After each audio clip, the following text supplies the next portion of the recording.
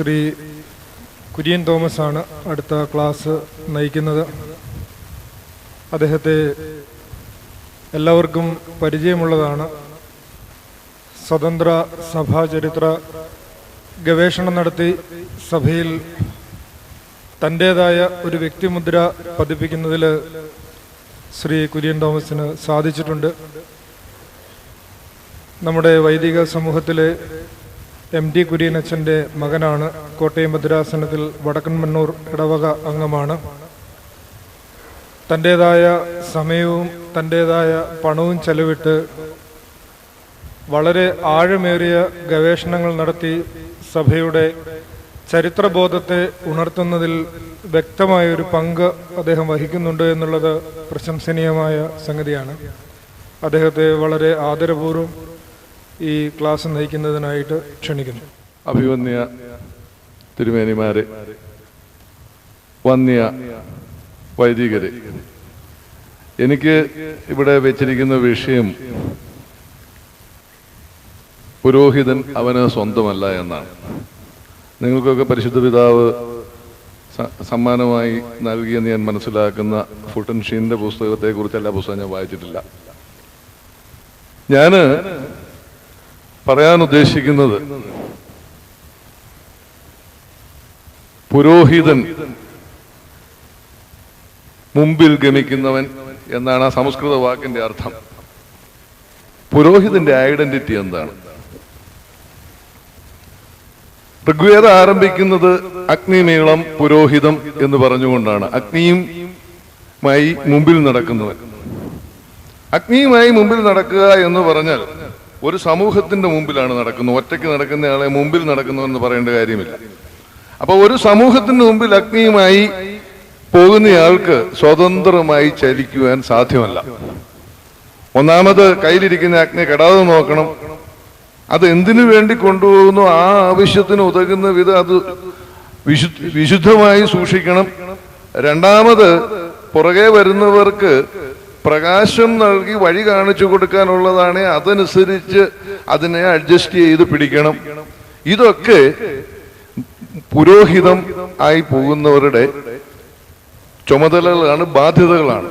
അപ്പൊ അവർക്ക് സ്വതന്ത്രമായി ചരിക്കാൻ പറ്റുകയില്ല. ആ വാക്ക് മലയാളത്തിൽ നമ്മൾ അല്ലെങ്കിൽ കേരളത്തിൽ നമ്മൾ ഉപയോഗിക്കുമ്പോഴും സ്വതന്ത്രമായി ചരിക്കാൻ നിബന്ധനകൾ ഏർപ്പെടുത്തപ്പെട്ട വ്യക്തികളാണ് ഈ പുരോഹിതന്മാര്. അതിന്റെ ഏറ്റവും നല്ല പ്രത്യക്ഷ ഉദാഹരണമാണ് ഈ കുപ്പായം എന്ന് പറയുന്നത്.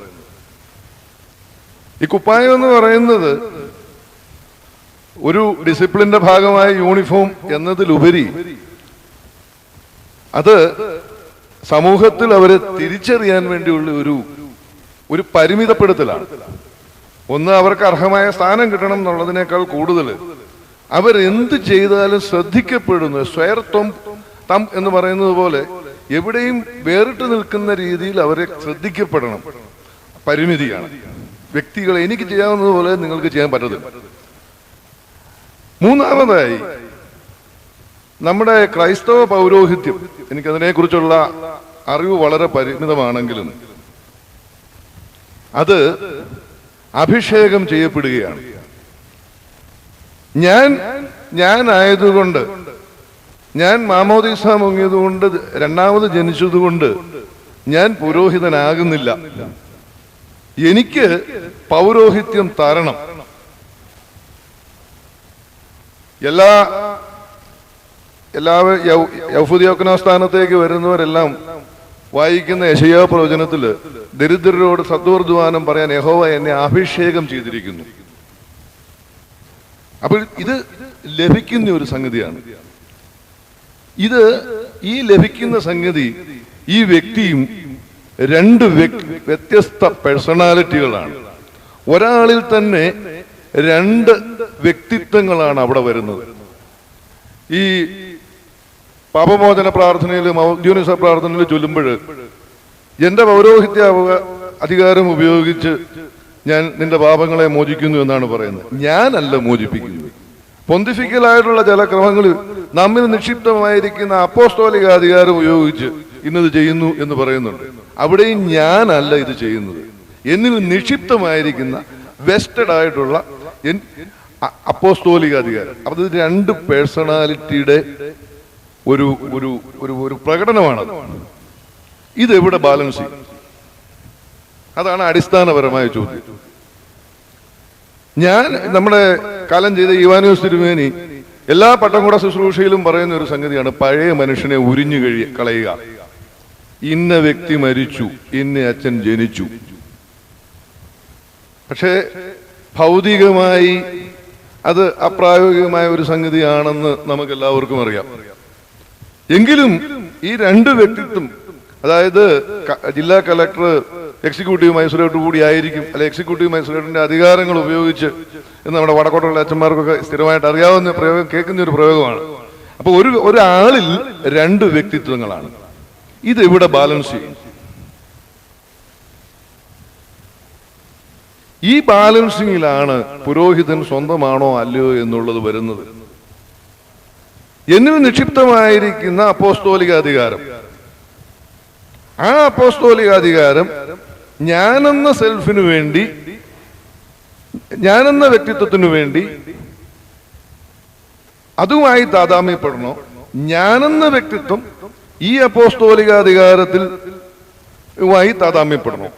ഇവിടെയാണ്, അതാണ് അടിസ്ഥാനപരമായ ചോദ്യം. അവിടെയാണ് ഞാൻ പറയുന്നത് പുരോഹിതൻ അവന് സ്വന്തമല്ല എന്ന്. കാരണം ആരാണ് ഈ സ്ഥാനത്തേക്ക് തിരഞ്ഞെടുക്കുന്നത്?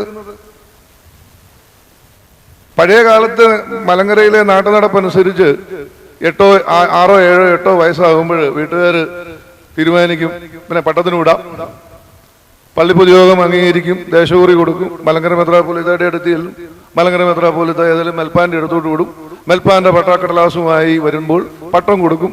അപ്പോഴ് അതിനകത്ത് അന്ന് ബാലനായിരിക്കുന്ന ആ വ്യക്തിക്ക് ആ തെരഞ്ഞെടുപ്പ് യാതൊരു പങ്കുമില്ല.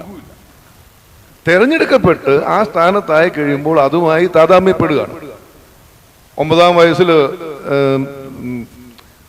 കോർവുയുമായി പട്ടം കെട്ടപ്പെട്ട വരുമല തിരുമേനിക്ക് അദ്ദേഹത്തിന്റെ തെരഞ്ഞെടുപ്പിൽ എന്തെങ്കിലും വ്യക്തിപരമായ സ്വാധീനം ചെലുത്താൻ സാധിക്കുമോ? ഇല്ല. പക്ഷേ അദ്ദേഹം ആ സ്ഥാനത്തേക്ക് വന്നപ്പോൾ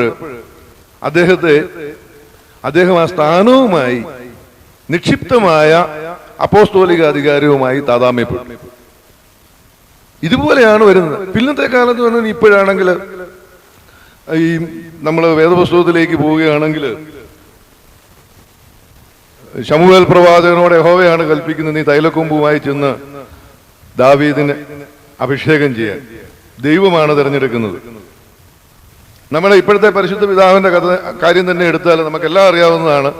ഒരിക്കലും ഈ സ്ഥാനത്ത്, ഒരു എപ്പിസ്കോപ്പ സ്ഥാനത്ത് വരുമെന്ന് പ്രതീക്ഷിക്കാത്ത 36 വയസ്സുള്ള ഒരു ചെറുപ്പക്കാരനായ ഒരു അസിസ്റ്റന്റ് വികാരിയെ മഹാപുരോഹിതൻ തെരഞ്ഞെടുത്ത് എപ്പിസ്കോപ്പ സ്ഥാനത്തേക്ക് ഉയർത്തി. അപ്പൊ തെരഞ്ഞെടുപ്പ് ദൈവത്തിൽ നിന്നാണ് വരുന്നത്.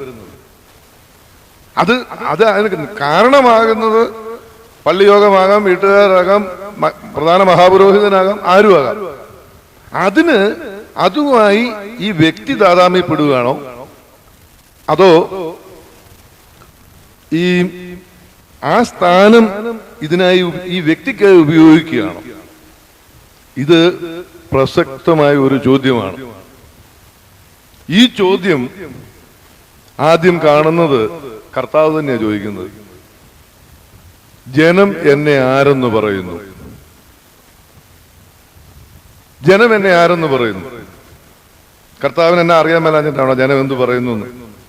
ശിഷ്യന്മാര് പറഞ്ഞു, മോശെ എന്ന് പറയുന്നവരുണ്ട്, യോഹന്നാൻ സ്നാപകൻ എന്ന് പറയുന്നവരുണ്ട്, പ്രവാചകന്മാരിൽ ഒരുവനെന്ന് പറയുന്നവരുണ്ട്. ആരും മോശം ഒന്നും പറഞ്ഞില്ല. ഇവിടെയാണ് ഒരു സാക്ഷ്യത്തിന്റെ പ്രശ്നം വരുന്നത്. പണ്ട് ഞാൻ മുമ്പേ പറഞ്ഞതുപോലെ പണ്ട് സാക്ഷ്യം എന്ന് പറയുന്നത് ദേശകുറിയായിരുന്നു. ഇപ്പോഴും ഭരണഘടനയിൽ വേണമെങ്കിൽ പൊതുയോഗത്തിന് ഒരാളെ വൈദിക സ്ഥാനത്തേക്ക് തെരഞ്ഞെടുക്കാമെന്ന് പറയും. അതൊരു സാക്ഷ്യമാണ്. പിന്നെ മൽപ്പാന്റെ പട്ടക്കടലാസ് വേണം, സർട്ടിഫിക്കറ്റ് വേണം. അത് കഴിഞ്ഞാൽ പട്ടം കൊടുത്തു കഴിഞ്ഞാൽ ഇത് മെത്രാപ്പൊലീത്തയുടെ പട്ടക്കടലാസ് വേണം, ഇദ്ദേഹം ഒരു പട്ടക്കാരനാണെന്നുള്ളത്. അവിടം കൊണ്ട് ഈ സാക്ഷ്യം അവസാനിക്കുന്നുണ്ട്. അതുപോലെ തന്നെ ഈ മലങ്കര അസോസിയേഷനിൽ 50%+1 എന്ന സെപ്പറേറ്റ് മിനിമം മേടിച്ച് സുന്നതദോസ് കൂടി അംഗീകരിച്ചാൽ പട്ടവും കിട്ടിക്കഴിഞ്ഞാൽ മേൽപ്പട്ടക്കാരുടെ സാക്ഷ്യം അവിടെ കൊണ്ട് അവസാനിക്കുകയാണോ? പൗലോസ് ശ്ലീഹ പറയുന്നു, ഒരുവൻ അധ്യക്ഷ സ്ഥാനം ആഗ്രഹിക്കുന്നുവെങ്കിൽ അവൻ നല്ല സാക്ഷ്യമുള്ളവനായിരിക്കണം. ഈ നല്ല സാക്ഷ്യം എന്ന് പറയുന്നത് ഈ ലെവൽ കൊണ്ട് അവസാനിക്കുന്ന ഒന്നാണോ? അല്ല എന്നാണ് ഞാൻ വിശ്വസിക്കുന്നത്. അതൊരു തുടർ സംഭവമാണ്. ദിവസവും ഓരോ നിമിഷവും ആവർത്തിച്ചുകൊണ്ടിരിക്കുന്ന ഒരു തുടർ സംഭവമാണ് സാക്ഷ്യം. അവിടെയാണ് കർത്താവ് ചോദിച്ച ചോദ്യത്തിന് പ്രസക്തി. നിങ്ങൾ എന്നെ ആരെന്ന് പറയുന്നു? ജനം എന്നെ ആരെന്ന് പറയുന്നു? അവര് എന്ത് പറഞ്ഞാലും കർത്താവിനെ സംബന്ധിച്ചിടത്തോളം കർത്താവിന്റെ വ്യക്തിത്വത്തിന് മാറ്റങ്ങളൊന്നും വരാനില്ല. പക്ഷെ ആ ഒരു തിരുത്തൽ ആവശ്യമല്ലേ? ഞാന് അത് ചോദ്യം നിങ്ങളോട് ചോദിക്കുന്നു, ഉത്തരം ഞാനല്ല പറയേണ്ടത്. ഈ സാക്ഷ്യം ആരാണ് നൽകേണ്ടത്, എവിടെയാണ് അത് ചർച്ച ചെയ്യേണ്ടത് എന്നൊന്നും എൻ്റെ വിഷയമല്ല. പക്ഷേ പുരോഹിതൻ അവന് സ്വന്തമല്ല, അവനിൽ നിക്ഷിപ്തമായിരിക്കുന്ന അപ്പോസ്തോലിക അധികാരത്തിന്റെ ഒരു വാഹകൻ മാത്രമാണ് എന്ന കാഴ്ചപ്പാടിൽ ചിന്തിച്ചാൽ, അതുമായി ആ ഉദ്ദേശവുമായി എത്രമാത്രം ഈ പുരോഹിതൻ താതാമ്യപ്പെട്ടിട്ടുണ്ട്, ഈ വ്യക്തി പൗരോഹിത്യം വഹിക്കുന്ന വ്യക്തി താതാമ്യപ്പെട്ടിട്ടുണ്ട് എന്നുള്ളത് സ്ഥിരമായി അനലൈസ് ചെയ്തുകൊണ്ടിരിക്കേണ്ടതല്ലേ? കർത്താവ് പറയുന്നത്, കർത്താവിന്റെ ചോദ്യവും അത് അവിടെ പ്രസക്തമല്ലേ? കർത്താവ് ചോദിക്കുന്നത് എന്റെ പരസ്യ ശുശ്രൂഷയുടെ ആരംഭത്തിലൊന്നുമല്ല, കുറെ കാലം കഴിഞ്ഞിട്ടാണ്.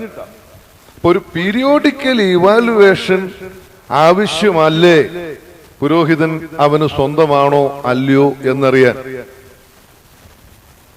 ഈ താങ്കൾ ഒരു പുരോഹിതനല്ല എന്ന് ജനം പറയാൻ ഉള്ള കാരണങ്ങൾ എന്തൊക്കെയാണ്?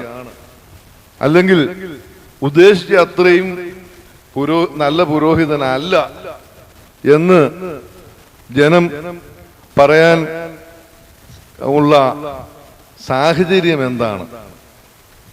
ഈ കാര്യത്തെക്കുറിച്ച് എന്തെങ്കിലും ചിന്തിച്ചിട്ടുണ്ടോ? എനിക്കറിയാം ഞാനിത് പറയുമ്പോൾ വിമർശന വിധേയമാകുമെന്ന്. പക്ഷേ വൈദികർ ഒരു സംഘത്തിലല്ലാതെ വേറെ എവിടെയാണെന്ന് ഞാനത് പറയുന്നത്. ഒന്നാമത്തെ കാര്യം വൃത്തി. ഏതാനും മാസങ്ങൾക്ക് മുമ്പ് ഞാനൊരു സംഭവത്തിന് സാക്ഷ്യം വഹിച്ചു. അത് കരയണോ ചിരിക്കണോ എന്ന് എനിക്കറിയത്തില്ല. രണ്ടു വൈദികർ, രണ്ടുപേരും ഏകദേശം തുല്യ പ്രായമുള്ളവരാ, കുറച്ച് പ്രായമുള്ളവരാ, കുറച്ച് പ്രായം കൂടിയവരാ. ഒരാള് മറ്റേ ആളോട് പള്ളിക്കൽ വെച്ച് പറയുന്നു, അച്ഛൻ നാളെ പള്ളി വരുന്നുണ്ടെങ്കിൽ കറുത്ത കുപ്പായ അലക്കിക്കൊണ്ടേ വരാവുള്ളൂ. ഞങ്ങൾ 3-4 പേര് കേട്ടോണ്ട് നിൽക്കുക. അപ്പം അതിട്ട് കഴിഞ്ഞിട്ട് വീണ്ടും ആവർത്തിച്ചു, തമാശ ആയിട്ടല്ല പറയുന്നത്, നാളെ വരുമെങ്കിൽ പള്ളി വരുന്നുണ്ടെങ്കിൽ കറുത്ത കുപ്പായ അലക്കിക്കൊണ്ടേ വരാവൂ. ഞങ്ങൾ വണ്ടറടിച്ച് നിൽക്കുകയാണ്. അത് കഴിഞ്ഞപ്പോൾ ആദ്യത്തെ അച്ഛൻ പറഞ്ഞു, അത് ഇന്നലെ ഞാനൊന്ന് ഹൂസോയ പ്രാപിച്ചു, എൻ്റെ മൂക്കിന്റെ പാല് ഒടിഞ്ഞു പോയി, അതുകൊണ്ട് പറഞ്ഞാണ്. കരയണോ ചിരിക്കണോ? സംഭവം സത്യമാണ്. കരയണോ ചിരിക്കണോ? പലരുടെയും കുപ്പായം കണ്ടാൽ ഖേദപൂർവ്വം ഞാൻ പറയട്ടെ, അവര് ലേ പ്രീസ്റ്റ് ആണോ ബഥനിക്കാരാണോ എന്ന് അറിയത്തില്ല. പ്രത്യേകിച്ച് കുപ്പായത്തിന്റെ കൈയുടെ അറ്റം കണ്ടു കഴിഞ്ഞാൽ കാവി നിറായിരിക്കും. ഇതാരുടെ കുഴപ്പമാണ്? കാപ്പയ്ക്കുള്ളിൽ ധരിക്കുന്ന ശുശ്രൂഷ കുപ്പായം, അതിന്റെ സ്ഥിതിയും പരിതാപകരമായിട്ടുള്ള ഞാൻ കണ്ടിട്ടുണ്ട്. ആരുടെ ഒരു കുഴപ്പമാണ്? ഇത് ജനം അംഗീകരിക്കുമോ അംഗീകരിക്കാതിരിക്കുമോ? അങ്ങനെയുള്ള ഒരാൾക്ക് നല്ല സാക്ഷ്യം ഉണ്ടായിരിക്കുമോ? ഞാൻ വിശ്വസിക്കുന്ന ഈ സാക്ഷ്യം എന്ന് പറയുന്നത് ഒരു തുടർ സംഭവമാണെന്നാണ്. ഞാൻ അതുപോലെ തന്നെ ഈ അടുത്ത കാലത്ത് വളരെ പരിതാപകരമായ ഒരു സ്ഥിതി, പ്രതിഷേധാർഹമായ ഒരു സംഗതി എന്റെ നോട്ടത്തിൽ കണ്ടു. ഒരച്ഛനെ കണ്ടു. അദ്ദേഹം ഇട്ടിരിക്കുന്നത് കമ്മീഷുമല്ല കാസക്കുമല്ല, ഈ അറബികളുടെ ഡിഷ് ഡാഷ് എന്ന് പറയുന്ന കുപ്പായമാണ്, ഇപ്പൊ ശുശ്രൂഷക്കാർ ഉപയോഗിക്കുന്ന കുപ്പായം. അതുമല്ല പ്രശ്നം. 100% അല്ലെങ്കിൽ 80% ട്രാൻസ്പെയറന്റ് ആയിട്ടുള്ള ഒരു തുണി കൊണ്ടാണ് ആ കുപ്പായം തയ്ച്ചിരിക്കുന്നത്. അകത്തിട്ടിരിക്കുന്ന ഗ്രേ കളറിലുള്ള പാൻസും സ്ട്രൈപ്സ് ഉള്ള ഷർട്ടിന്റെയും ഓരോ വരയും ഇതിന് പുറത്തൂടെ തിരിച്ചറിയാം. തൊപ്പി വെച്ചിട്ടുള്ളത് കൊണ്ട് നമ്മുടെ അച്ഛൻ അല്ലെന്ന് ആണെന്നുള്ള കാര്യം എല്ലാവർക്കും മനസ്സിലാകുകയും ചെയ്യും. ഇതൊരു നല്ല സാക്ഷ്യമാണോ?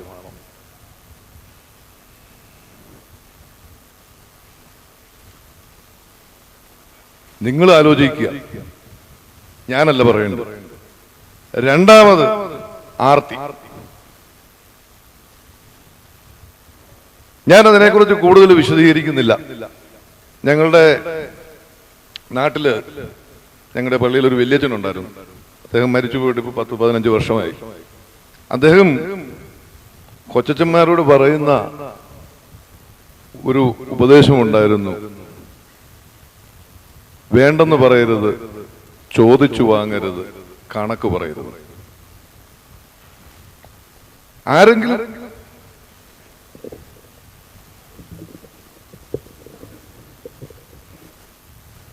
ആരെങ്കിലും എന്തെങ്കിലും സന്തോഷത്തോടെ തന്നാൽ വേണ്ടെന്ന് പറയരുത്, അത് അവർക്ക് ബുദ്ധിമുട്ടാകും.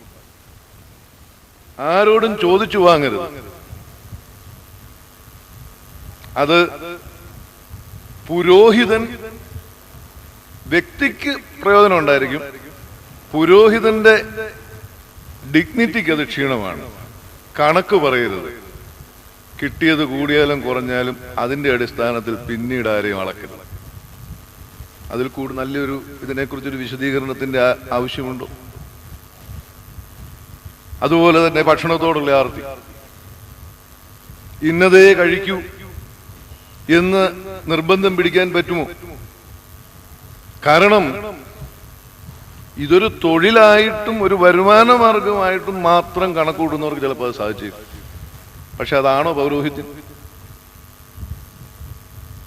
അങ്ങനെ കണക്ക് പറയാത്തവര്, ഭക്ഷണത്തോടും ആർത്തി കാണിക്കാത്തവരും കണക്ക് പറയാത്തവരും ജീവിക്കുന്നില്ലേ? ഇത് ജനം എങ്ങനെ കാണും എന്ന് മനസ്സിലാക്കണം.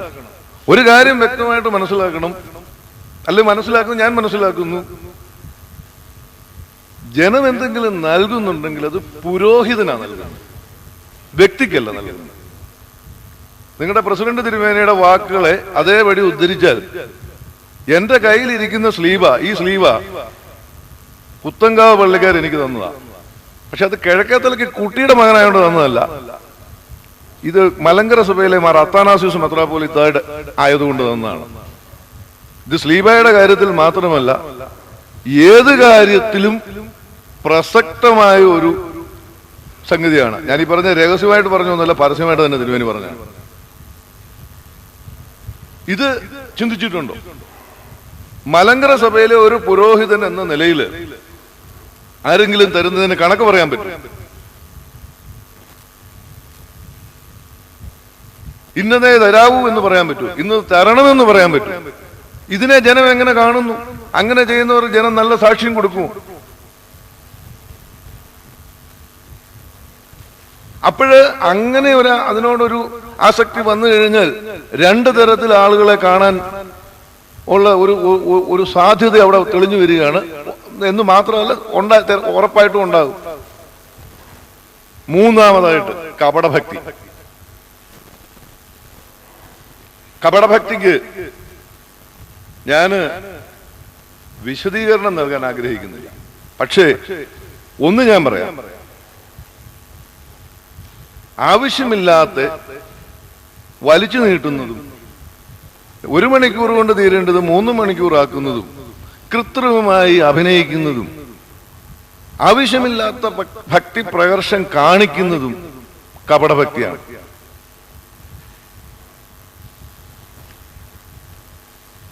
വട്ടശ്ശേരി തിരുമേനിയുടെ സെക്രട്ടറി ആയിരുന്ന മണൽ യാക്കോബച്ചന് എഴുതിയിരിക്കുന്ന ഒരു സംഭവമുണ്ട്. ഒരച്ഛൻ, അദ്ദേഹം വളരെ ഭക്തനാണ്, വലിയ ഭക്തൻ. അദ്ദേഹത്തിന്റെ പ്രാർത്ഥന കേട്ട കരൾ ഉരുകും എന്നൊക്കെ തിരുമേനി അറിഞ്ഞു. എന്താ തൂയോബൊക്കെ എത്ര സമയം കൊണ്ട് അത് തീർക്കുന്നറിയാവോ? ആളെ തിരുമേനി പഴയ സെമിനാരിൽ വരുത്തി കുർബാന ചൊല്ലിച്ചു. ഒരു നിശ്ചിത സമയം കഴിഞ്ഞപ്പോൾ മദ്ബഹായിലേക്ക് കയറിയിട്ട് പറഞ്ഞു, നിർത്തിവെച്ച് കുർബാന എല്ലാം പറഞ്ഞു. തൂയോബ തീർന്നില്ലെന്ന് പറഞ്ഞു. ഒരു തൂയോബ തീർക്കണേ എത്ര സമയം വേണമെന്ന് എനിക്കറിയാം. അതിൽ കൂടുതൽ സമയമൊന്നും വേണ്ട. അതിഭക്തി കാണിക്കുന്നതാണ് കപടഭക്തിയുടെ ഏറ്റവും വലിയ തെളിവ്. എന്റെ വാക്കുകളല്ല, വട്ടശ്ശേരി തിരുമേനിയുടെ വാക്കുകളാണ്. കൃത്യസമയത്ത് തീർക്കുന്നതിന്, ഇത് ചെയ്യുന്നതിനും എന്താ തടസ്സം? വലിയ പള്ളിയാണെങ്കിൽ കൂടുതൽ പേരുകൾ ഓർക്കാൻ കാണും, എന്നാലും ഇത്ര മിനിറ്റേ കൂടുതൽ വരുള്ളൂ. സമയത്ത് തീരേണ്ടത് നീട്ടിപ്പിടിച്ച് തീർത്തത് കൊണ്ട് ഭക്തനാണെന്ന് പറയും. രണ്ട് സംഭവങ്ങളൂടെ പറയാം. ഒന്ന്, ഒരു പള്ളിയില്, ഒരു ഇടവപ്പള്ളിയാണ്, ഞായറാഴ്ച കുർബാന കഴിഞ്ഞൊരു കല്യാണം ഉണ്ടായിരുന്നു. കല്യാണം കഴിഞ്ഞ് ഹോളില് ചെറുക്കനും പെണ്ണും വിരുന്നുകാരും എല്ലാം കയറിയിരുന്നു. വികാരിയെ കാണുന്നില്ല.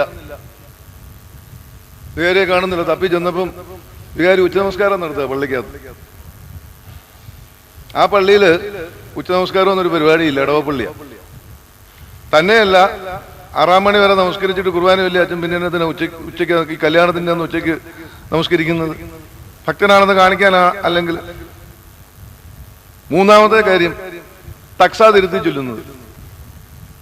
തക്സ തിരുത്താൻ അതിലൊരു വാക്ക് കൂട്ടിച്ചേർക്കാനോ തിരുത്താനോ ആർക്കെങ്കിലും സഭ അധികാരം കൊടുത്തായിട്ട് എനിക്കറിവില്ല. അവരവരുടേതായ രീതിയിൽ ഈ തക്സ മാറ്റി ചൊല്ലാൻ ആർക്ക് അധികാരം കൊടുത്തു? അതിൽ പലതും എനിക്ക് അർത്ഥം ശരിയാണെന്ന് തോന്നുന്നില്ല. ശരിയാണല്ലോ എന്ന് എനിക്കറിയത്തില്ല, എനിക്ക് തോന്നുന്നില്ല. ഉദാഹരണം, കുർബാനയുടെ അവസാനത്തെ ആശീർവാദത്തില് ഞാനോ ബലഹീനനും പാപിയും ദാസനാകുന്നു, നിങ്ങൾ എനിക്ക് വേണ്ടി പ്രാർത്ഥിപ്പീൻ എന്ന് പറയുന്നിടത്ത് എനിക്ക് വേണ്ടിയും എന്റെ പാപങ്ങൾക്ക് വേണ്ടിയും പ്രാർത്ഥിക്കുന്നു പറയുന്ന അച്ഛന്മാരുണ്ട്. എനിക്ക് വേണേ അച്ഛന് വേണ്ടി പ്രാർത്ഥിക്കാം, അച്ഛന്റെ പാവങ്ങൾക്ക് വേണ്ടി ഞാനെങ്ങനെ പ്രാർത്ഥിക്കുന്നു? ഇത് ഞാൻ കേട്ടിട്ടുള്ളതാ.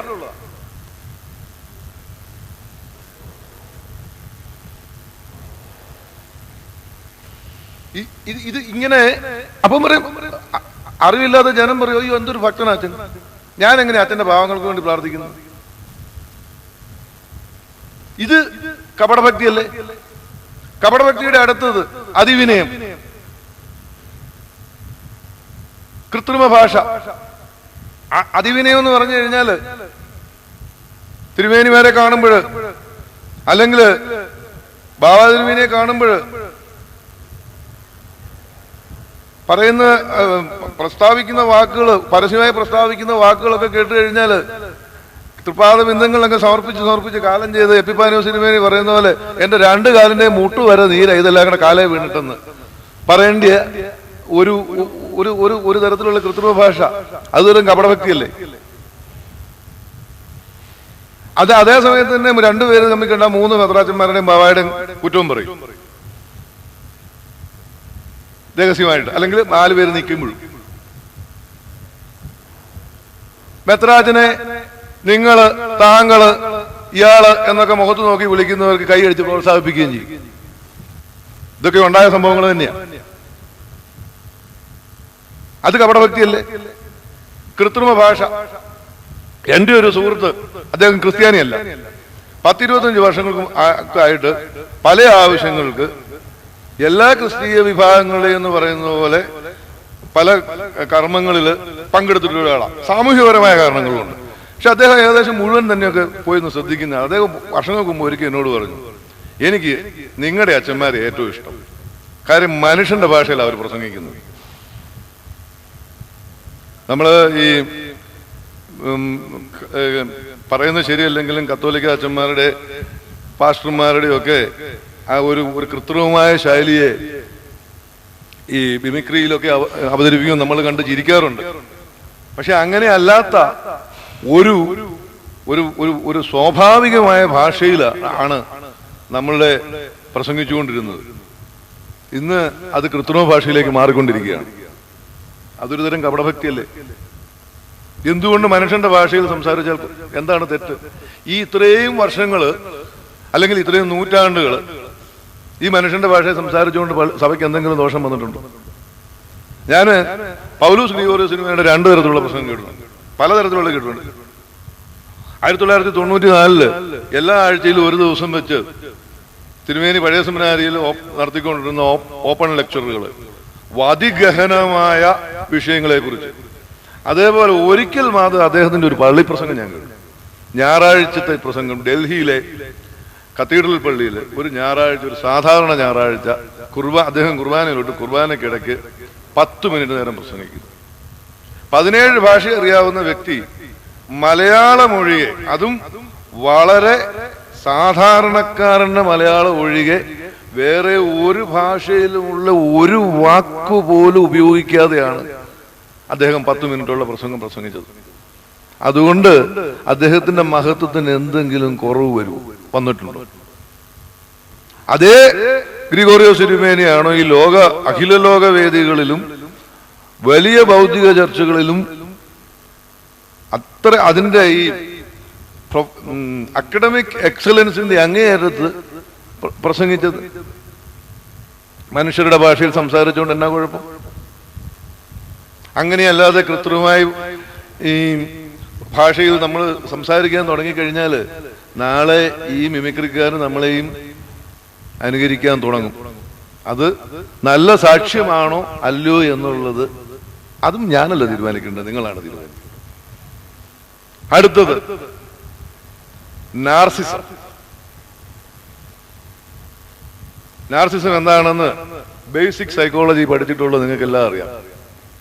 സ്വന്തം പ്രതിബിംബത്തിൽ അനുരക്തനായി ആ പ്രേമത്തിന്റെ പ്രേമനൈരാശ്യം കൊണ്ട് ജീവൻ അവസാനിച്ച ഒരു വ്യക്തി എന്ന നിലയിൽ ഗ്രീക്ക് മിത്തോളജി ചൂണ്ടിക്കാണിക്കുന്ന ഒരു കഥാപാത്രമാണ് നാർസിസ്. അങ്ങനെ സ്വന്തം പേഴ്സണാലിറ്റിയിൽ, ഫിസിക്കൽ പേഴ്സണാലിറ്റിയിൽ, ശരീരത്തിൽ ആകൃഷ്ടരായി അതിനുവേണ്ടി സമയം ചെലവഴിക്കുന്ന അല്ലെങ്കിൽ അതിനുവേണ്ടി മരിക്കുന്ന ഒരു മാനസിക അവസ്ഥയുള്ളവർക്ക് മനഃശാസ്ത്രത്തിൽ ഇന്ന് കൊടുത്തിരിക്കുന്ന പേരാണ് നാർസിസ്റ്റുകൾ. മാർസിസ്റ്റ് അല്ല, നാർസിസ്റ്റുകൾ. ഞാൻ ഖേദപൂർവം പറയട്ടെ, ഇന്ന് നമ്മുടെ വൈദികരിൽ ഒരു നല്ല പങ്ക് നാർസിസ്റ്റുകളായി മാറിക്കൊണ്ടിരിക്കുകയല്ലേ? ശരീരത്തിലല്ല, ശരീരത്തിലാണ്, ശബ്ദത്തിലാണ് ആകൃഷ്ടരായിരിക്കുന്നത്. എനിക്കറിയാം എതിർപ്പുണ്ടാകുമെന്ന്. പാട്ടുകുർബാന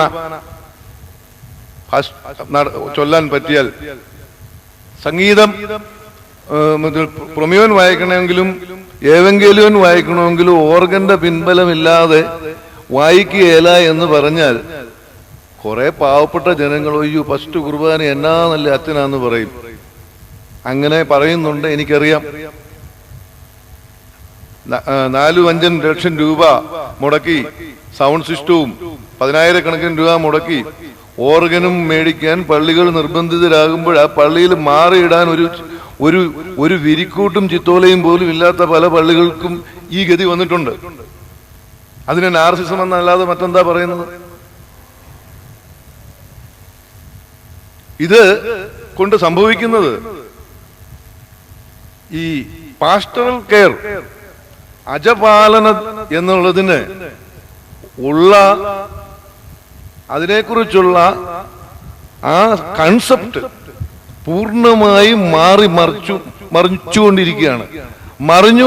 ഞാൻ പറയുന്നില്ല, ബോധപൂർവം ജനങ്ങളെ കൊണ്ട് ഇങ്ങനെ ചിന്തിപ്പിക്കുകയല്ലേ. ഈ പറഞ്ഞ പോലെ സംഗീതാത്മകമായിട്ട് കുർബാന ചൊല്ലിയാൽ നല്ല ഇടയനായി, നല്ല യജപാലകനായി, അജപാലന ദൗത്യം അതാണെന്ന് ഈ സമീപകാലത്ത് കാലം ചെയ്ത 3 പിതാക്കന്മാർ എടുക്കുക. ഒസ്താദിയോസ് തിരുമേനി, ബർണബാസ് തിരുമേനി, ഈവാനിയോസ് തിരുമേനി. ഇവരിൽ ആരായിരുന്നു ശബ്ദ സൗന്ദര്യമുള്ളത്? അതുകൊണ്ട് അവർക്ക് എന്തെങ്കിലും കുറവ് വന്നു? ഇത് കൃത്രിമമായി സൃഷ്ടിക്കുന്ന ഒരു ജനങ്ങളുടെ ഒരു കൺസെപ്റ്റ് അല്ലേ പാട്ടു കുർബാന ചൊല്ലിയാൽ അജപാലന ദൗത്യമായെന്ന്? അതാണോ അജപാലന ദൗത്യം? ഒരു പള്ളിയില്, വലിയൊരു പള്ളിയാണ്, ആ പള്ളിയില് ആരും ഈ ശനിയാഴ്ച ഞായറാഴ്ച ഒഴികെ ഓർമ്മ കുർബാന ചൊല്ലിക്കത്തില്ല. അതിന് കാരണം തൊട്ടടുത്തുള്ള പള്ളികളിലൊക്കെ ഉണ്ട്. ഓർത്തഡോക്സ് പള്ളിയാണ്, വിശ്വാസപരീതമൊന്നുമില്ല. അവിടെ ഇരുന്ന് ഒന്ന് അല്ലെങ്കിൽ അതിന് പിന്നെ രണ്ട് അച്ഛന്മാർക്ക് ഇടദിവസം കുർബാന എല്ലാം കഴിയല. അവര് അത് ഞായറാഴ്ച പോരെ എന്നാക്കി അങ്ങനെ ഞായറാഴ്ചയാക്കി.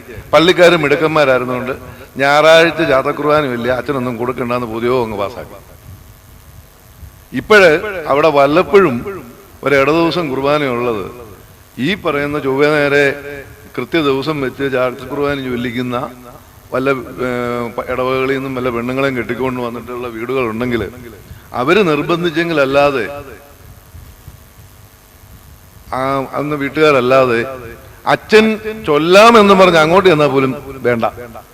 ഏതെങ്കിലും അച്ഛൻ ആ പാസ്റ്റൽ കെയർ വെച്ച് ഇപ്പം ചൊല്ലാമെന്ന് പറഞ്ഞ് എന്നാ പറയും അത് അച്ഛന് കാശ് മേടിക്കാനാണ്. ഈ സ്ഥിതി ഉണ്ടാക്കിയതാരാ? ഒരു കാര്യം കൂടി അതിന്റെ കൂട്ടത്തിൽ പറയാം. 100 വയസ്സ് തികയാൻ 10 ദിവസം ശേഷിച്ചിരിക്കെ മരിച്ച ഒരു വല്യമ്മ എനിക്കറിയാം. അവർ മരിക്കുന്നതിന് 10-20 ദിവസം മുമ്പ് കിടപ്പാണെങ്കിൽ ഓർമ്മയ്ക്കൊന്നും കുറവില്ല. കൊച്ചുമേനെ വിളിച്ചിട്ട് ചോദിച്ചു, ഇന്ന് എത്രയാ തീയതി? ഇത്രാം തീയതി. അടുത്ത ഒരു തീയതി പറഞ്ഞു. അന്ന് അപ്പന്റെ ഓർമ്മയാണ്. അച്ഛനോട് പറയണം കുർബാന ചൊല്ലിക്കണം. ഈ അപ്പൻ എന്ന് പറയുന്ന ആരാന്ന് വെച്ചാൽ 99-3 വയസ്സുള്ള ആളെ അമ്മായിപ്പന സ്ത്രീയുടെ. അവരൊരിക്കലും ജീവിതത്തിൽ ആ ഡേറ്റ് തെറ്റിച്ചിട്ടില്ല. ഇപ്പം കൊച്ചുമോനെ പറഞ്ഞേൽപ്പിക്കുക കുർബാന ചൊല്ലിക്കണം ആ ദിവസം തന്നെ. ഒന്നുകൂടി ഉണ്ട്, ആ സ്ത്രീ CSI കാരിയായിട്ട് ജനിച്ച് ഓർത്തഡോക്സ് സഭയിൽ കെട്ടിക്കൊണ്ടു വന്ന. അങ്ങനെയുള്ള ഒരു സമൂഹത്തില് എന്റെ സൗകര്യത്തിനു വേണ്ടി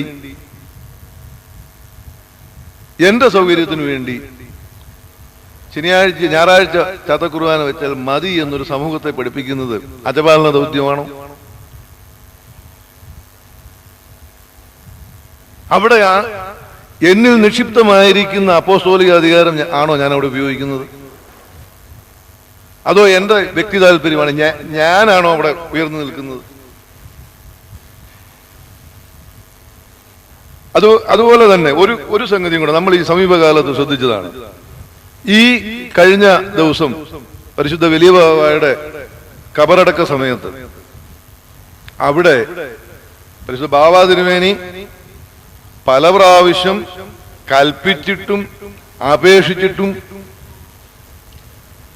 ആ കബറടക്ക ശുശ്രൂഷ അലങ്കോലമാകുന്ന രീതിയിൽ ഇടിച്ചു കയറിയതാരാണ്? ഞങ്ങളല്ല.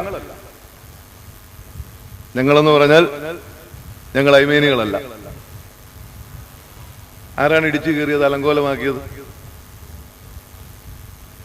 ഈ പരുമല സെമിനാരിയിൽ വെച്ച് മാത്യു സ്ഥിതിയൻ ബാവായെ വാഴിക്കുന്ന സമയത്ത് ഡോക്ടർ പൗലൂസ് മാർ ഗ്രിഗോറിയോസ് തിരുമേനി പറഞ്ഞു, വ്യക്തമായിട്ട് ഇവിടെ അനൗൺസ് ചെയ്തു, നിശ്ചയിച്ചിരിക്കുന്ന ഇന്ന ആളുകൾ ഒഴിച്ച് ആരും മധുബായിൽ കയറാൻ ശ്രമിക്കരുത്. ശ്രമിച്ചാൽ കയറിയാൽ ഇറക്കി വിടാൻ ഞാൻ നിർബന്ധിതനാകുമെന്ന് പല പ്രാവശ്യം അനൗൺസ് ചെയ്തു. അവസാനം ഇറക്കി വിടേണ്ടി വന്നു. അത് വൃത്തിയായിട്ട് നടന്നു. ഞങ്ങളല്ലല്ലോ മധുബായി കയറി അലങ്കോലമാക്കുന്നത്. അത് കഴിഞ്ഞിട്ട് ഈ ഗ്രിഗോറിയോസ് തിരുമേനിയുടെ കബറടക്കത്തിന് പഴയ സെമിനാരിയിലെ കബറിനകത്ത് EU ലക്സീനോസ് തിരുമേനിയെ തള്ളിയിട്ടതാരാ? അത് ഞങ്ങളല്ലല്ലോ. അത് കഴിഞ്ഞ് ഇവിടെ ഈ പരുമല സെമിനാരിയിൽ വെച്ച് ദിദിമോസ് ബാവായെ വാഴിച്ചപ്പം തിരുമേനിയുടെ തല തന്നെയാണോ കൈവച്ചപ്പം താഴെ ഉണ്ടായിരുന്നോ ഇല്ലയോ എന്നുള്ളത് ആർക്കെങ്കിലും അറിയാം. എന്തൊരു ബഹളമായിരുന്നു മധുബായിക്കകത്ത്. ഞങ്ങളല്ലല്ലോ അതിനകത്ത് കയറിയത്.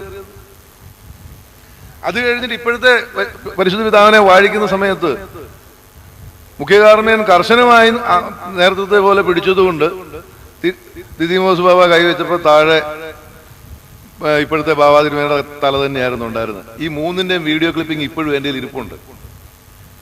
കഴിഞ്ഞ ദിവസം ഇത് ചെയ്തത് വരാം. അഞ്ചപ്പം കൊണ്ട് 5000 പേരെ പോഷിപ്പിച്ചപ്പോ കർത്താവ് എന്നാ പറഞ്ഞത്? ശ്ലീഹന്മാരോട് പറഞ്ഞു, നിങ്ങൾ ഇവരെ പന്തി പന്തിയായിട്ട് ഇരുത്തും. ഇവിടെ ഇടിച്ചു കയറി ഞങ്ങൾ വന്ന് ഞങ്ങളെ നിയന്ത്രിക്കേണ്ടത് നിങ്ങളാണ് ആദ്യം ഇടിച്ചു കയറുന്നത്. ഞങ്ങൾ മര്യാദക്കാരാ. ഇത് കർത്താവ് പറഞ്ഞതാ. ശിഷ്യന്മാർ അപ്പോസ്തലന്മാരോടാ പറയുന്നത് നിങ്ങൾ ഇവരെ പന്തി പന്തിയായിട്ട് ഇരുത്താൻ. അത് ബാബാ തിരുമേനിയോടുള്ള സ്നേഹം കൊണ്ടാണോ അതോ ടി വിക്കകത്ത് വരാൻ വേണ്ടിയുള്ള വെപ്രാളമായിരുന്നു? ഞാൻ പറയുന്നത് ക്ഷമിക്കണം. എന്തിന് ഇങ്ങനെ സ്വയം പ്രദർശിപ്പിക്കുന്നു? അതാണോ അജപാലന ദൗത്യം? മുമ്പേ റജി മാത്യൂസ് അച്ഛൻ ക്ലാസ് എടുത്തപ്പോഴും പറഞ്ഞു, ഇവിടെ ഒരുപാട് പേര് ബന്ധുക്കോസിൽ പോകുന്നു, മറ്റേടത്ത് പോകുന്നു, ഇത് ചെയ്യുന്നു. ശരി, അച്ഛൻ ഒരാൾ ഇവൻ ആര് നിൽക്കുക, ഇന്ന് വൈകിട്ട് അവിടെ ഉപദേശി കയറാൻ സാധ്യതയുണ്ട് എന്ന് പറഞ്ഞാൽ പോകാൻ തയ്യാറുള്ള എത്ര പേരുണ്ട്? പിരിവിനല്ലാതെ കൃത്യമായ ഇടവ സന്ദർശനം നടത്തുന്ന ഇല്ലെന്ന് ഞാൻ പറയുന്നില്ല, നടത്താത്തവരുണ്ട്. അതും പള്ളിക്കാർ നിർബന്ധിച്ചാലേ പിരിവിനും പോവുള്ളൂ. ഈ സ്വയം പ്രദർശന വ്യഗ്രത കൊണ്ടല്ലേ 20 വർഷം പോലും ആകാത്ത പള്ളികൾ തല്ലി പൊളിച്ചിട്ട് പുതിയ പള്ളികൾ പണിയുന്നത്. എനിക്കറിയാം അച്ഛന്മാരെ ഇതുപോലെ ഉപദേശി കയറുമെന്ന് അറിഞ്ഞുകൊണ്ട് രാത്രി 3 മണിക്കൂർ കപ്പ്യാരെയും കൂട്ടി കമ്മിറ്റിക്കാരനെയും പോയി ആ വീട്ടിൽ ഇരുന്നു. അവർ സറണ്ടർ ചെയ്ത് ഉപദേശിയെ കയറ്റുകളെന്ന്. പിന്നെ ഇതുവരെ കയറ്റിയിട്ടുള്ള വർഷങ്ങൾ കഴിഞ്ഞു. ക്രിയാത്മകമായി ചെയ്യേണ്ട അജപാലന ദൗത്യം പാസ്റ്ററൽ കെയർ ചെയ്യാതെ പാട്ടുകുർബാനയിലേക്ക് ശ്രദ്ധ തിരിച്ചിട്ട് ഈ സഭയെ നശിപ്പിച്ചുകൊണ്ടിരിക്കുകയാണ് എന്ന് പറയാൻ എനിക്ക് യാതൊരു മടിയുമില്ല.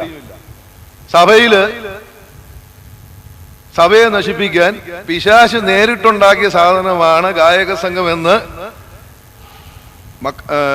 ആബോ മക്കാറിയോസിനെ ഉദ്ധരിച്ചുകൊണ്ട് പറഞ്ഞത് കല്ലാച്ചേരി ബാബയാണ്.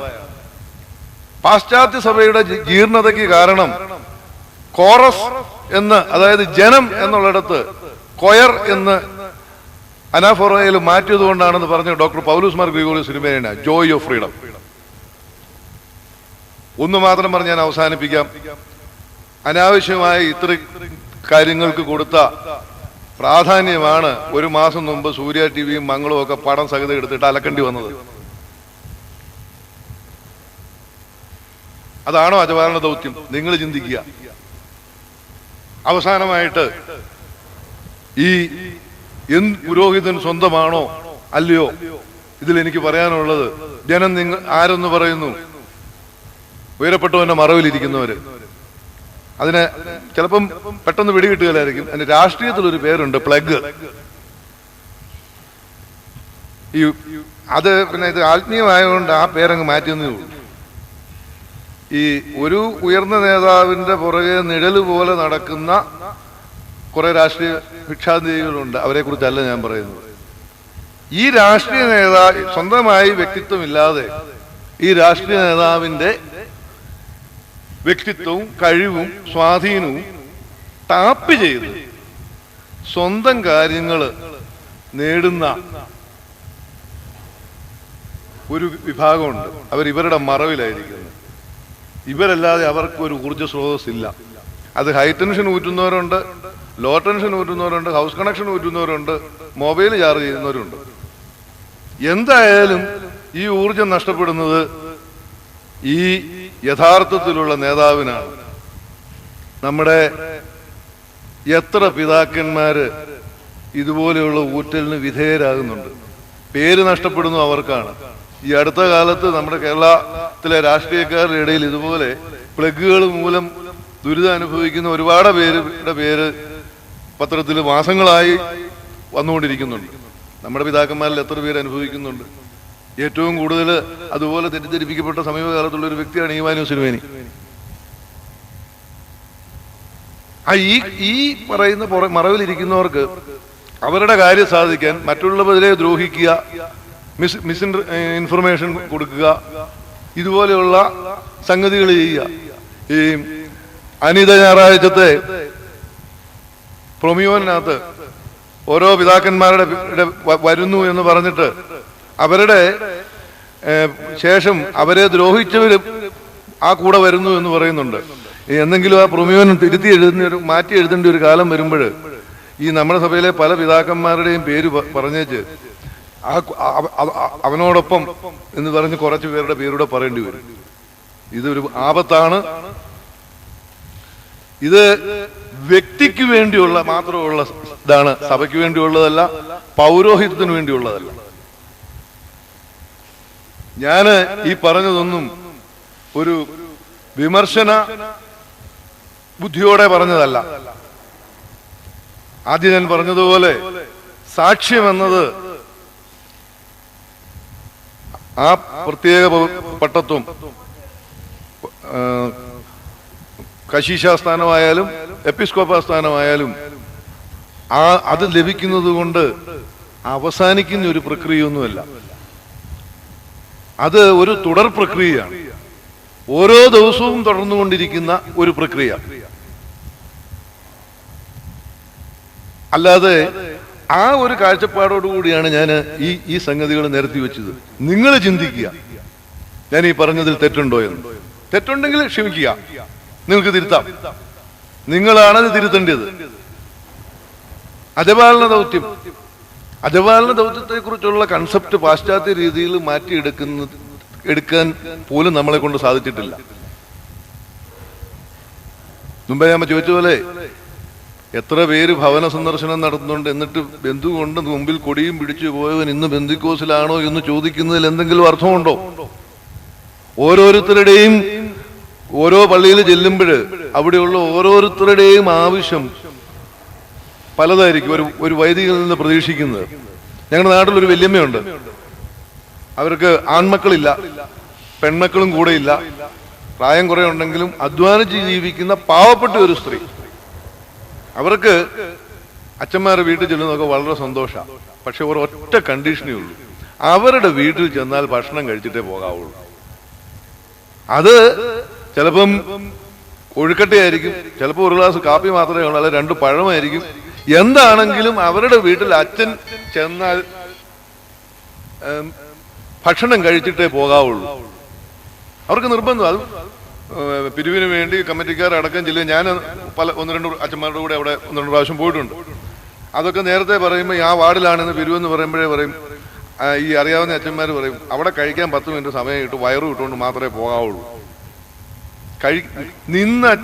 ഇവരെ എത്ര പേരുണ്ടല്ലോ അവർക്ക് വിഷയമില്ല. അവർ ധനികയൊന്നുമല്ല, ഇടത്തരക്കാരി പോലുമല്ല, പ്രായമുള്ളൊരു സ്ത്രീയാണ്. ഒരുപക്ഷെ അവർക്ക് പിറക്കാതെ പോയ മകനെ ആയിരിക്കും അവരെ ഈ അച്ഛനെ കാണുന്നത്. എത്ര പേര് അവരെ കെയർ ചെയ്യുന്നുണ്ട്. അല്ലാതെ 5 കോഴ്സ് ഡിന്നർ ഉള്ളിടത്ത് മാത്രമേ ഭക്ഷണം കഴിക്കൂ എന്ന് നിർബന്ധം പിടിച്ചാലോ? അവരുടെ ഒരു സന്തോഷം.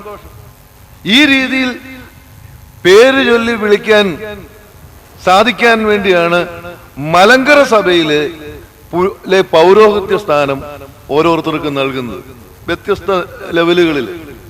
അല്ലാതെ എന്റെ പേഴ്സണൽ ബെനിഫിറ്റിന് വേണ്ടി എനിക്ക് കാശുണ്ടാക്കാനോ എനിക്ക് സ്ഥാനം ഉണ്ടാക്കാനോ വേണ്ടിയല്ല ഈ സ്ഥാനം തരുന്നത്. കർത്താവ് പറയുന്നത് നിങ്ങൾ എന്നെയല്ല, ഞാൻ നിങ്ങളെയാണ് തെരഞ്ഞെടുത്തതെന്ന്. സ്ത്രീയന്മാരെ തെരഞ്ഞെടുത്ത കർത്താവാണ്. പാമ്പാടി പള്ളിയുടെ മുറ്റത്ത് ചാണകം വാരിക്കൊണ്ടിരുന്ന പയ്യനെ കടവിൽ അത്താനാസ്യോസ് മെത്രാപ്പോലീത്ത കണ്ട് തിരിച്ചറിഞ്ഞ് വിളിച്ചടുപ്പിച്ചു. പാമ്പാടി തിരുമേനിയായി, പരിശുദ്ധനായി. പൗരോഹിത്യം അദ്ദേഹത്തിന് കൊടുക്കുകയാണ് ചെയ്തത്. ആ പൗരോഹിത്യവുമായിട്ട് അദ്ദേഹം താതാമ്യപ്പെട്ടു, വ്യക്തി താതാമ്യപ്പെട്ടു. അല്ലാതെ പൗരോഹിത്യത്തെ അദ്ദേഹത്തിലേക്ക് താതാമ്യപ്പെടുത്തുകയല്ലായിരുന്നു. ഈ നമ്മളുടെ ഓരോ പരിശുദ്ധ പിതാക്കന്മാരെ എടുത്തു, അല്ലെ പണ്ഡിതരെ എടുത്തു, ഇവരൊക്കെ അവരിൽ നിക്ഷിപ്തമായ ആ പരിശുദ്ധാത്മാ അഭിഷേകവുമായി അവരെ താതാമ്യപ്പെടും. അപ്പോഴും മറ്റുള്ളതെല്ലാം പുറകെ വന്നു, അവർക്ക് ലഭിച്ചു. ഈ സ്വയം പ്രതിഷ്ഠ അല്ലെങ്കിൽ സ്വയം പ്രൊജക്ഷൻ ഇവരാരും നടത്തിയിട്ടില്ല. ഞാൻ ഈയിടെ ഒരു വാർത്ത കണ്ടു. സാധാരണ നമ്മുടെ പുതിയ പള്ളികളൊക്കെ സ്ഥാപിക്കുമ്പോൾ കേൾക്കാം, ബോംബെ നഗരത്തിൽ നമുക്ക് ഒരു പള്ളി കൂടി, അല്ലെങ്കിൽ ആഫ്രിക്കയിൽ പുതിയ ഇടവക, ഇങ്ങനെയൊക്കെയാണ് വാർത്തയുടെ ടൈറ്റിൽ. ഇത് വാർത്ത ഇന്ന മെത്രാപ്പോലീത്തയുടെ കീഴിൽ പുതിയ ഇടവക ടൈറ്റില്. താഴോട്ടൊരു 2 പാരഗ്രാഫ് വായിച്ചാലേ എവിടെയാ പള്ളി എന്നുള്ളത് പിടികിട്ടുള്ളൂ. പെരുന്നാള് എന്ന് പറഞ്ഞാല് ഫ്ലെക്സ് മേടിച്ച് സപ്ലിമെന്റ് ഇറക്കി പെരുന്നാളായി. അവിടെയും സ്വയം പ്രൊജക്ഷൻ തന്നെയല്ലേ നടക്കുന്നത്? അതാണോ പൗരോഹിത്യം? ഇതാണോ പൗരോഹിത്യം കൊണ്ട് ഉദ്ദേശിക്കുന്നത്? ഇത് നല്ല സാക്ഷ്യം പ്രദാനം ചെയ്യൂ. ചിന്തിക്കണം. ഞാന് അവസാനിപ്പിക്കുകയാണ്. 10 മണിക്ക് അവസാനിപ്പിക്കണമെന്ന് പറഞ്ഞ് 10 മണിക്ക് തന്നെ ഞാൻ അവസാനിപ്പിക്കുകയാണ്. ഞാൻ ആദ്യം പറഞ്ഞത് പുരോഹിതൻ അവന് സ്വന്തമല്ല. ഇപ്പോഴും അത് തന്നെ പറയുന്നത്. കാരണം മലങ്കര സഭയുടെ പാസ്റ്ററൽ കെയറിനു വേണ്ടി, പരിശുദ്ധാത്മ പിന്തുടർച്ചയ്ക്ക് വേണ്ടി സഭ ചില വ്യക്തികളിൽ നിക്ഷിപ്തമാക്കുന്നതാണ് പൗരോഹിത്യം. ആ പൗരോഹിത്യവുമായി വ്യക്തികൾ താതാമ്യപ്പെടുകയാണ് വേണ്ടത്. അത് താതാമ്യപ്പെടുന്നുണ്ടോ? അതിൽ മാറ്റം വരുന്നുണ്ടോ? മാറ്റം വരാം. കാലത്തിനും മനുഷ്യനും അനുസരിച്ച് മാറ്റം വരാം എന്ന് അറിയാനാണ് നല്ല സാക്ഷ്യം ഉണ്ടായിരിക്കണമെന്ന് പറയുന്നത്. ഈ സാക്ഷ്യം ഒരു തുടർ പ്രക്രിയയാണ്. അത് ഇടയ്ക്കിടയ്ക്ക് ആ സാക്ഷ്യമുണ്ടോ എന്ന് തുടർച്ചയായി തന്നെ പരിശോധിച്ചുകൊണ്ടിരിക്കണം. ആ സാക്ഷ്യത്തിൽ നിന്ന് മാറിപ്പോകുന്നു, അല്ലെങ്കിൽ ആ സാക്ഷ്യം ലഭിക്കാതെ വരുന്ന ചില കാര്യങ്ങൾ എനിക്ക് തോന്നിയത് മാത്രമാണ് ഞാനിവിടെ പറഞ്ഞത്. 2 കാര്യം കൂടെ പറഞ്ഞുകൊണ്ട് ഞാൻ അവസാനിപ്പിക്കുകയാണ്. ഒന്ന്, ഞാൻ ഈ പറഞ്ഞത് എനിക്കറിയാൻ വളരെ വിമർശന വിധേയമാകുന്നു. ഒരു കാര്യം ഞാൻ പറയാം, എന്നിൽ നിക്ഷിപ്തമായ പൗരോഹിത്യാധികാരമൊന്നുമില്ല. 2, ഞാൻ കലപ്പയ്ക്ക് കൈവച്ചിട്ടില്ല. ഞാൻ ആരോട് സത്യം ചെയ്തിട്ടില്ല. അതുകൊണ്ട് അതിന്റെ ബാക്കിയായിട്ട് തന്നെ പറയാം, എന്നെ വ്യക്തിപരമായി വിമർശിച്ചാൽ ഞാൻ അതിനോട് പ്രതികരിക്കത്തില്ല. ഒരു കാരണവശാലും പ്രതികരിക്കത്തില്ല. അതിനുവേണ്ടി ആരും വിമർശിക്കണ്ട. 2ാമത്തെ കാര്യം, അതേസമയം തന്നെ പരിശുദ്ധ സഭയെയോ പരിശുദ്ധ കാതോലിക്ക സിംഹാസനത്തെയോ പരിശുദ്ധ പിതാവിനെയോ തൊട്ടാൽ ഞാൻ പ്രതികരിക്കും. രൂക്ഷമായിട്ട് തന്നെ പ്രതികരിക്കും.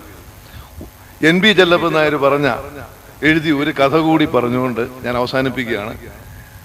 അദ്ദേഹം ഒരു കത്തോലിക്ക രൂപതയിലെ ഒരു മലമൂട്ടിലുള്ള പള്ളിയെ കുറിച്ചാണ് അദ്ദേഹത്തിന്റെ ഒരു ലേഖനത്തിന്റെ ആദ്യ ഭാഗം. അവിടെ ഏത് അച്ഛനെ അങ്ങോട്ട് നിയമിച്ചാലും 1 മാസത്തിനുള്ളിൽ അച്ഛൻ ചെന്ന് പറയും, എന്റെ പൊന്നു പിതാവെ, എനിക്കിനി പള്ളി ഒന്നും തന്നില്ലേലും വേണ്ട, ഞാൻ ഇവിടെ അരമനയിലെ കപ്പയ്ക്ക് കളച്ചാൽ കിടന്നോളാം, എന്നെ അങ്ങോട്ട് വിടരുത്, ഞാൻ പോവുകയില്ല. ഇനി അത് സംഭവിച്ചില്ലെങ്കിൽ 3 മാസത്തിനകം ഇടവക്കാരിങ്ങി വരും, ഈ അച്ഛനെ ഞങ്ങൾക്ക് വേണ്ട, ഏതച്ഛനായാലും കുഴപ്പമില്ല, ഇയാളെ വേണ്ട.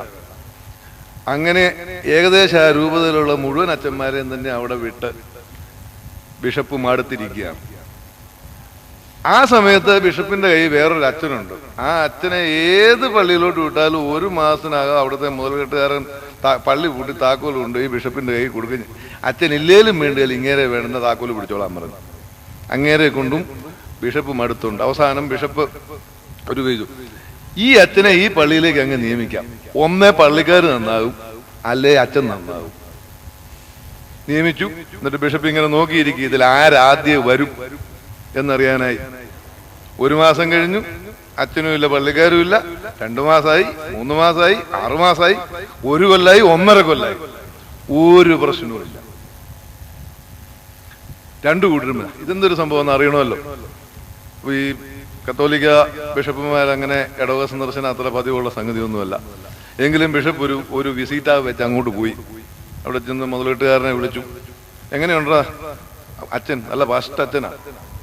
അതിനാ അച്ഛൻ പിതാവേ, അത് ഞങ്ങൾക്ക് ഈ പള്ളി പോകുന്ന കാര്യമൊക്കെ വലിയ ബുദ്ധിമുട്ടാണ്, അത് ഞാൻ ഇങ്ങോട്ട് പോരുകയില്ല.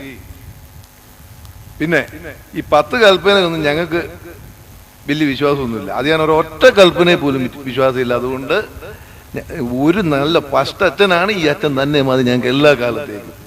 ഒന്ന് മാത്രം ഞാൻ പറയാം, പുരോഹിതൻ തനിക്ക് സ്വന്തമല്ല എന്നുള്ള കാഴ്ചപ്പാടോടുകൂടി തുടർച്ചയായുള്ള സാക്ഷ്യം ഇല്ലാത്ത മുമ്പോട്ട് പോയാൽ മലങ്കര സഭയുടെ അവസ്ഥ ഇതാകും. പറഞ്ഞതിൽ വാക്കേറ്റമുണ്ടെങ്കിൽ ക്ഷമിക്കണം. എങ്കിലും ഇങ്ങനെ ഒരു അവസരം തന്നതിൽ എനിക്ക് നന്ദി രേഖപ്പെടുത്തിക്കൊണ്ട് നിർത്തുന്നു. നന്ദി. Thank you.